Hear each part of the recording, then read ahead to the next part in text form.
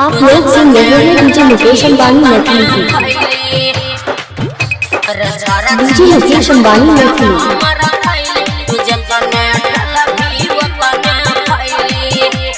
साई recording studio Delhi. DJ Guddu Raj Madhubani.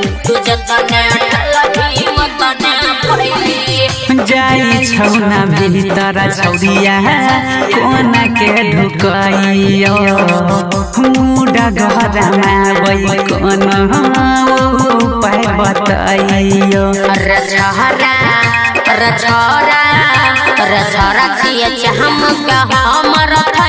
तुझे तने ठलबी वतने फैली घटा तने चीज हमर खाइले कसैली तुझे तने ठलबी वतने फैली। जाई छौना भीतर छौरिया कोना के ढुकाइयो मुडा घरमा वही कोन उपाय बताइयो।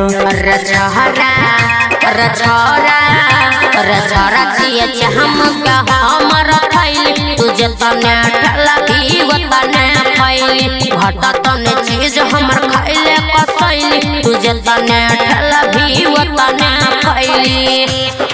रिकॉर्डिंग स्टूडियो मणिपाटी किशनपुर बाजार। साई रिकॉर्डिंग स्टूडियो दिल्ली। आप लोग सुन रहे हैं डीजे मुकेश अंबानी मैथिली की।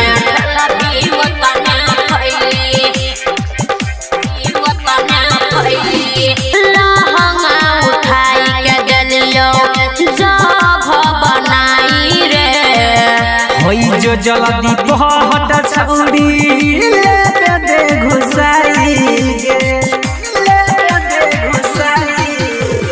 लहंगा उठा के दिलियो जगह बनाई रे।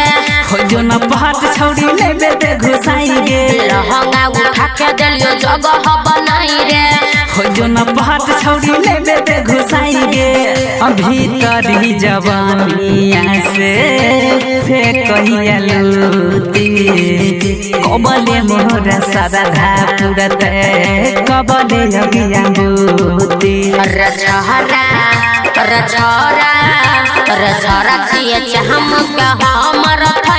तुझे तने ठलबी वतने फैली घटा तने चीज हमर खाइले कसैली तुझे तने ठलबी वतने फैली।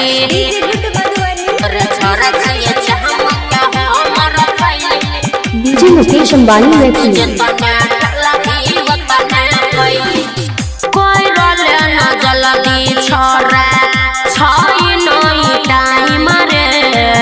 देखी जवानी चढ़ल सजना बहन गे। आप लोग सुन रहे हैं डीजे मुकेश अंबानी मैथिली की। देखी जवानी चढ़ल सजना बहन गे। देखी जवानी चढ़ल सजना बहन गे। रौसना के आज भरले नाना लेना बात गे। परत हुन छोड़े कहियो हनिया के साथ गे।